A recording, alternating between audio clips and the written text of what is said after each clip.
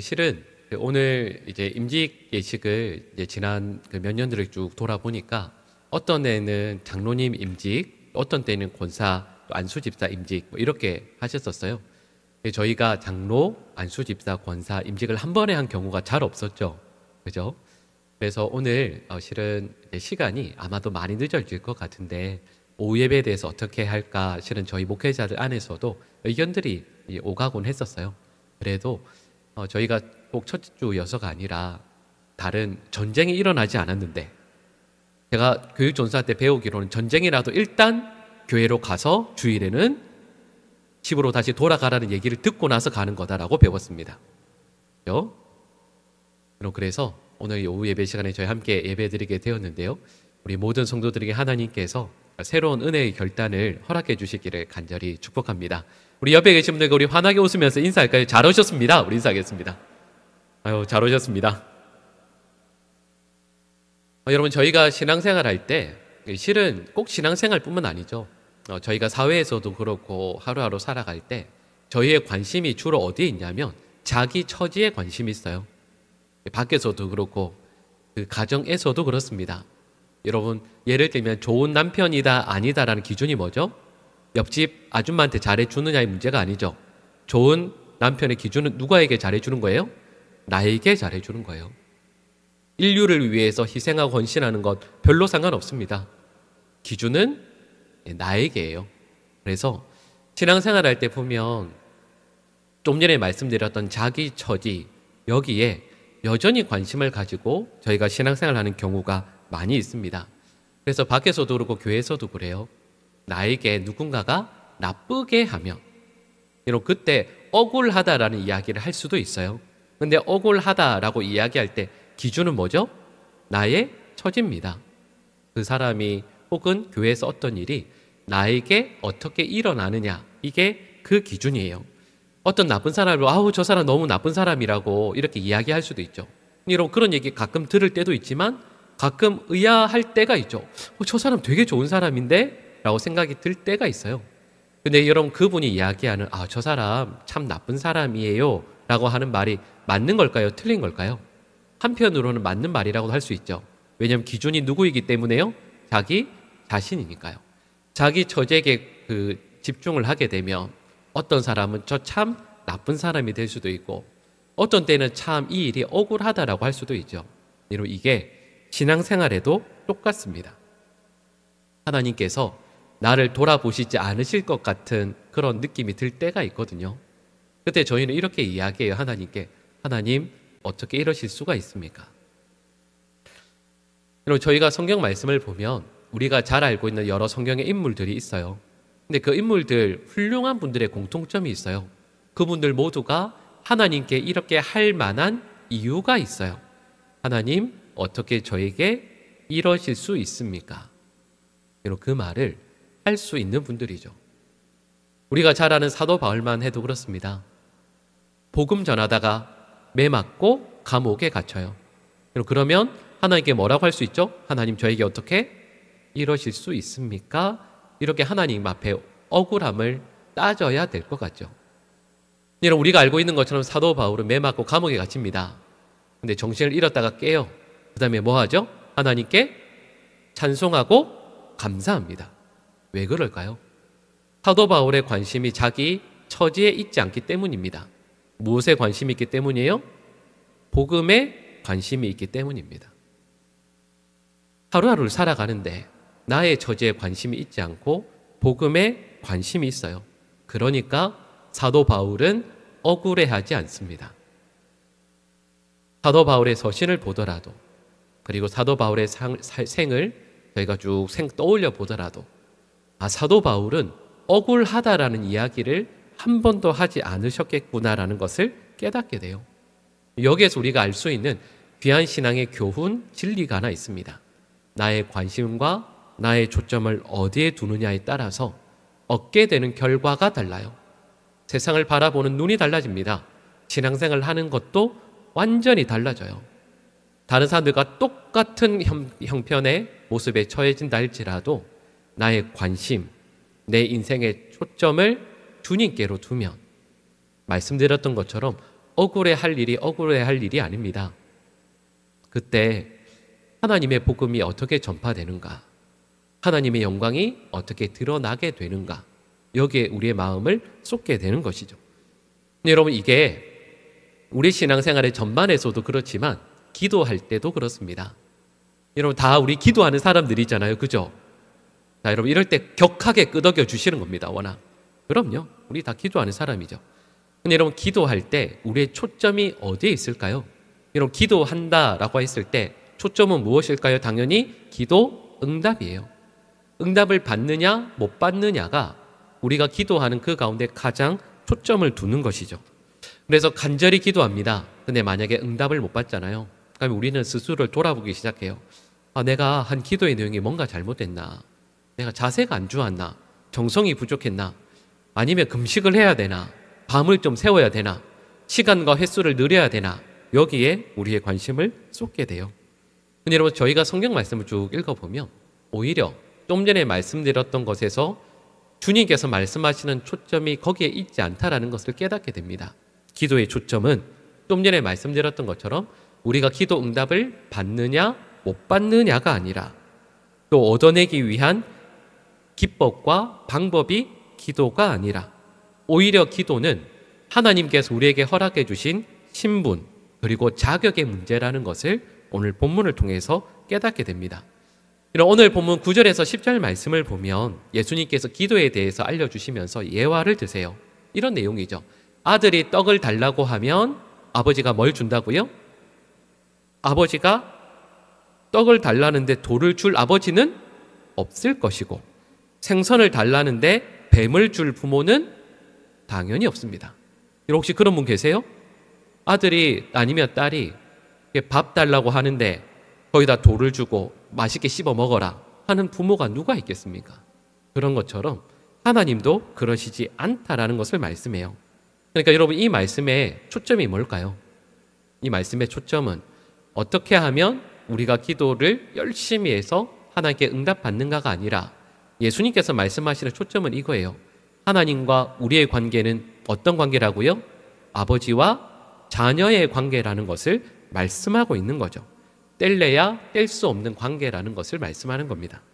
여러분, 그리고 자녀가 부모에게 뭔가를 요구하는 건 당연한 일이죠. 여러분, 그건 마땅한 일입니다. 정상적인 부모라면 자녀가 뭔가를 요구할 때 그것을 최대한 들어주기 위해 애를 쓸 겁니다. 만약에 정당한 것을 자녀가 요구했는데 그것을 들어주지 않는 부모가 있다라고 한다면 어쩌면 부모님이 이상한 것일 수 있겠죠. 근데 여러분, 이걸 다르게 이야기하면 부모와 자녀의 관계인데 부모님이 정상적인, 아니 아주 훌륭한 부모님이 자녀의 요구를 들어주지 않았다라고 한다면 그 다음에 우리는 어떻게 생각해야 되겠습니까? 논리적으로 하나님의 또 다른 이유와 목적이 있으시겠구나. 그리고 저와 여러분들의 기도를 들으시는 하나님께서 우리의 모든 요구를 들어주시지 않는다라는 것, 이걸 우리는 매 삶의 순간순간에서 경험하게 됩니다.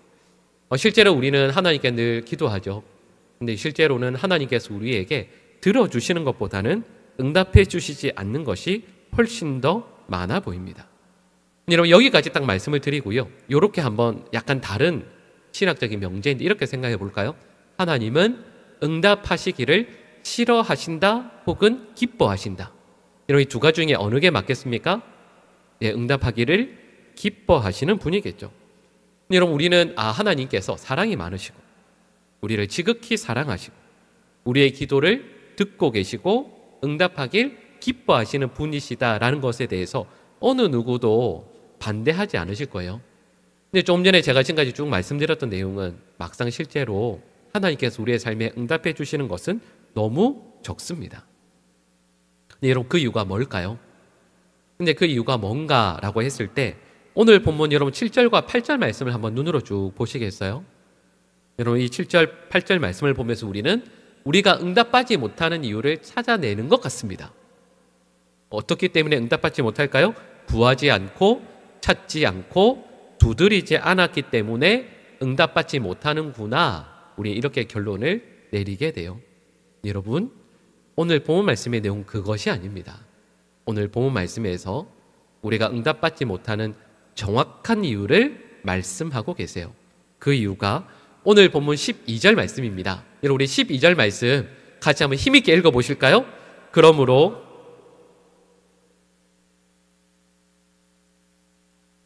이것이 율법이요 선지자니라. 아멘. 여러분, 12절 말씀은 실은 앞에 나오는 11절까지 말씀과 연결을 해보면 전혀 의외의 말씀이 나오는 것 같아요. 좀 전에 제가 말씀드렸던 것처럼 구하라, 찾으라, 두드리라, 그러면 얻게 될 것이다 라고 예수님께서 말씀해 주셨습니다. 갑자기요 12절 말씀을 보면 대접받고자 하는 대로 남을 대접하라 말씀합니다. 근데 문제가 있죠. 12절 말씀을 그래서 많은 성경이나 또 주석에서는 따로 빼놓습니다. 12절만 따로 한 단락처럼 빼놔요. 왜냐하면 11절 말씀과 전혀 연관이 없어 보이기 때문이죠. 근데 문제가 뭐냐 하면 12절 말씀 시작이 뭐였죠? 그러므로 였습니다. 그러므로라는 말은 무슨 뜻이죠? 앞에 나오는 내용과 연관성이 있다라는 뜻이에요. 왜 그럴까요? 앞에 나왔던 내용과 남을 대접하는 내용이 도대체 무슨 연관성이 있겠습니까? 여러분, 저희가 좀 전에 읽었던 12절 말씀을 보면 예수님께서 연관이 있다라는 정도가 아니에요. 남에게 대접받고자 하는 대로 남을 대접하라. 그 다음에 중요한 말씀이 나옵니다. 이것이 율법이요 선지자니라. 율법이요 선지자다라는 말씀이 무슨 의미죠? 구약 성경 전체를 의미합니다. 그러니까 구약 성경 전체를 예수님께서 압축해서 모으면 남에게 대접받고자 하는 대로 너희도 남을 대접하라는 말씀이 구약 성경 전체의 요약이라고 말씀하는 거예요. 여러분, 이렇게 말씀을 드리면 더 미궁에 빠지죠. 이게 도대체 무슨 의미인가? 여러분, 이 말씀을 알기 위해서 이 말씀과 비슷한 말씀을 예수님께서 마태복음 22장에서 하십니다. 마태복음 22장 내용이 어떤 거냐면 이런 거죠. 한 서기관이 율법사가 예수님께 찾아옵니다. 그리고 질문해요. 예수님, 구약에 있는 율법 중에 어느 계명이 가장 큽니까? 그때 예수님께서 이렇게 대답하십니다. 우리 마태복음 22장 37절에서 40절 말씀 같이 읽어보실까요? 예수께서 이르시되 내 마음을 다하고 목숨을 다하고 뜻을 다하여 주 너의 하나님을 사랑하라 하셨으니 이것이 크고 첫째 되는 계명이요 둘째도 그와 같으니 내 이웃을 내 자신같이 사랑하라 하셨으니 이 두 계명이 온 율법과 선지자의 강령이니라. 아멘. 여러분, 이 말씀을 다시 한번 잘 보세요. 이 말씀 제일 끝부분에 보니까 뭐라고 되어 있죠? 이 두 계명이 온 율법과 선지자의 강령이니라 말씀하고 있습니다. 오늘 본문 12절 말씀과 거의 같은 내용으로 말씀하고 있어요. 그러니까 예수님께서 이렇게 말씀하시는 거죠. 구약 성경 전체를 요약하면 이런 것이다. 근데 그 요약한 내용이 오늘 본문 12절 말씀과 이 마태복음 22장 말씀에 나오는 것이죠. 여러분, 그러면 이 두 본문을 비교해 보면 이렇게 나옵니다. 우리 화면에 나오는데요. 오늘 본문 12절과 37절, 39절 말씀이 비교가 됩니다. 여러분, 눈으로 한번 보시겠어요? 우리 12절 말씀만 다시 한번 같이 읽어보실까요? 그러므로 무엇이든지 남에게 대접을 받고자 하는 대로 너희도 남을 대접하라. 이것이 율법이요 선지자니라. 아멘. 그 다음에요. 마태복음 22장 37절과 39절을 보면 노란색 부분만 같이 한번 읽어보실까요? 주 너의 하나님을 사랑하라. 내 이웃을 내 자신같이 사랑하라. 여러분, 이렇게 두 마태복음 7장과 22장을 떼놓고 보면 율법이요 선지자이다라는 말씀이 공통되면 여기서 우리가 하나 찾아낼 수 있는 게 있습니다. 예수님께서 말씀하시는 남에게 대접받고자 하는 대로 남을 대접하라, 대접받고자 하는 대로 대접하라 라고 하는 이 말씀이 왜 구약 성경 전체를 요약하고 담는 핵심적인 말씀인지를 우리는 깨닫게 됩니다. 남에게 대접받고자 하는 대로라고 했을 때 그 남에는 누가 해당될까요? 하나님과 이웃 둘 다를 포함하고 있는 말입니다. 여러분, 마태복음 22장 37절에서 39절 말씀에 나오는 이 내용을 또 다시 한마디로 한 문장으로 말하면 하나님을 사랑하라, 내 이웃을 내 몸처럼 사랑하는 이 말씀을 요약하면 남에게 곧 하나님과 이웃에게 대접받고자 하는 대로 대접하라라는 것임을 알게 됩니다. 그리고 또다시 여기에서 오늘 본문 말씀의 내용을 여기에서 다시 한번 연결해 볼까요? 여러분, 기도는 뭘까요? 기도는 하나님을 대하는 겁니다. 여러분, 기도를 통해서 뭘 받고자 하는 거죠? 하나님께 대접을 받는 거예요. 여러분, 그러면 우리가 기도할 때 기도의 응답을 받기 위해서 우리에게 무엇이 필요하겠습니까? 하나님으로 대접하는 것이 필요함을 깨닫게 됩니다. 그리고 여기에서 중요한 질문을 다시 떠올려 볼까요? 여러분, 우리가 왜 기도 가운데 응답받지 못하겠습니까? 하나님으로 대접하지 않기 때문이라는 것을 깨닫게 되는 거죠. 하나님을 우리가 어떻게 대해야 합니까? 하나님을 하나님으로 대한다라고 했을 때 이건 우리가 알고 있는 신명기 말씀을 떠올리면 알 수 있죠. 우리의 마음과 힘과 뜻을 다해서 하나님을 뭐 해야 되죠? 사랑해야 됩니다.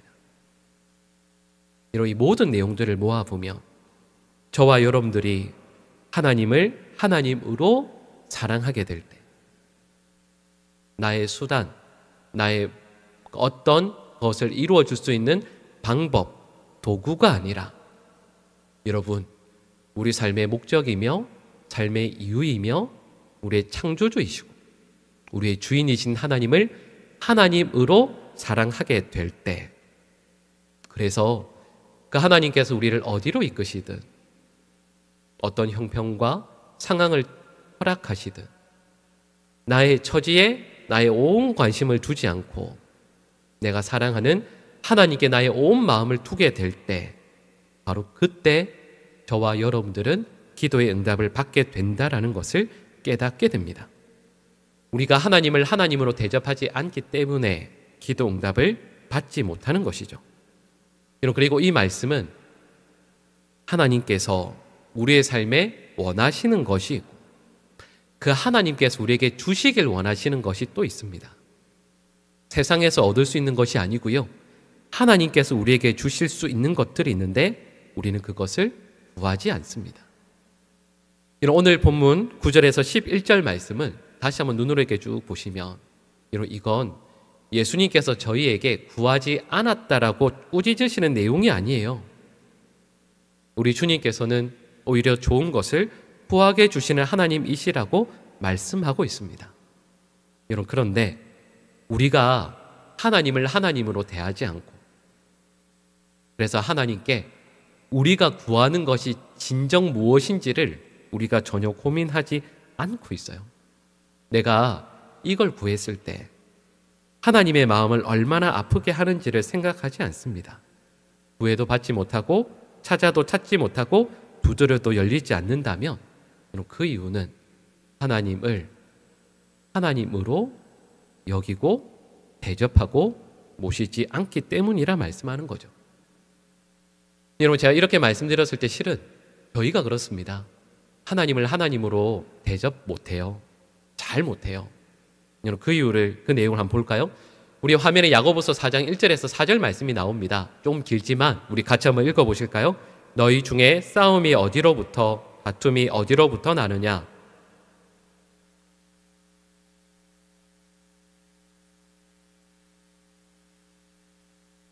시기하여도 능히 취하지 못함으로 다투고 싸우는도다. 너희가 얻지 못함은 구하지 아니하기 때문이요 구하여도 받지 못함은 정욕으로 쓰려고 잘못 구하기 때문이라. 가늠한 여인들아, 세상과 벗된 것이 하나님과 원수됨을 알지 못하느냐? 그런즉 누구든지 세상과 벗이 되고자 하는 자는 스스로 하나님과 원수되는 것이니라. 아멘. 우리는 하나님을 선하신 하나님이라고 믿습니다. 그리고 우리 성도들의 삶에 저희 모두에게 참으로 좋은 것을 주시는 분이심을 믿습니다. 근데 우리가 하나님께 구해요. 근데 응답하지 못하는 이유가 있습니다. 왜냐하면 저희 많은 이들이 정욕으로 구하기 때문이죠. 이웃 사랑을 위해서, 또 하나님을 진정 사랑하기 위해서 구하지 않습니다.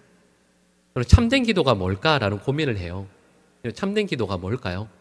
어떤 게 과연 참된 기도일까요? 여러분, 그건 이렇게 말씀드릴 수 있습니다.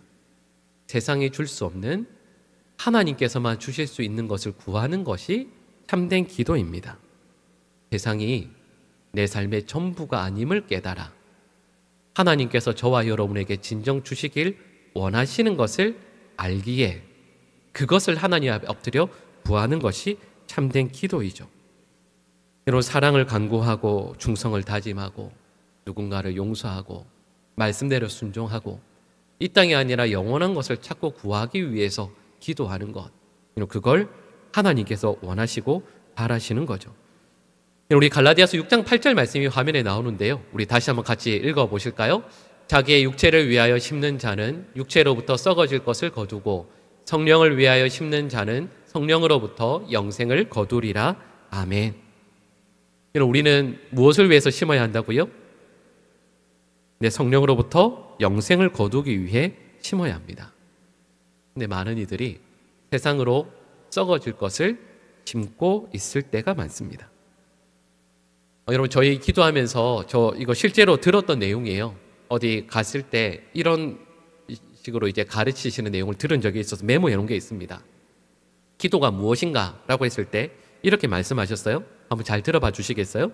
예수를 안 믿는 사람들은 자기 힘으로 이것저것을 얻으려고 하지만 우리는 기도라는 수단을 이용하여 하나님의 도우심으로 성공하는 사람들이다. 맞을까요? 틀릴까요? 대답하기 두려우시죠? 여러분, 이 말씀은 맞는 말씀인 것 같지만 궁극적으로는 틀린 말씀입니다. 여러분, 생각해 볼까요? 세상 사람들이 얻으려고 하는 것을 똑같이 얻는데 기도나 신령한 방법으로 그것을 얻으면 여러분, 그것이 우리 그리스도인들의 성공이겠습니까? 세상 사람들이 바라는 것, 지금도 그들이 쫓는 것, 구하는 것을 우리가 예수님의 도우심을 받아서 얻으면 이건 참된 그리스도인의 성공이겠습니까? 아니라고 말할 수 있어야 돼요.